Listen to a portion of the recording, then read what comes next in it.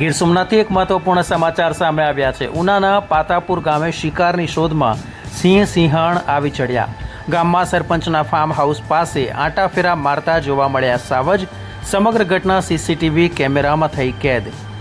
રાત્રિના સમયે સિંહણ નિર્ભય રીતે ગામની સીમમાં ફરી રહ્યા હોવાના પણ દ્રશ્યો સામે આવ્યા છે।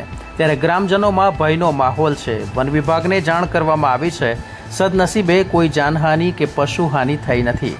ગીર પંથકમાં સતત વધી રહ્યા છે સિંહોના ગામડાઓ તરફના આંટાફેરા। Voice of Una, Husain બાદરકા।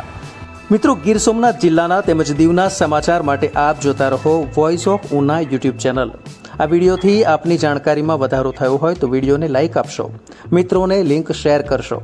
જો આપ પ્રથમવાર અમારી ચેનલ જોતા હો અથવા હજુ સુધી અમારી ચેનલને આપે સબસ્ક્રાઇબ ન કરી હો તો તુરંત સબસ્ક્રાઇબ કરી દેવા વિનંતી કે જેથી જિલ્લાના સમાચારથી આપ વંચિત ન રહી જાઓ। ધન્યવાદ।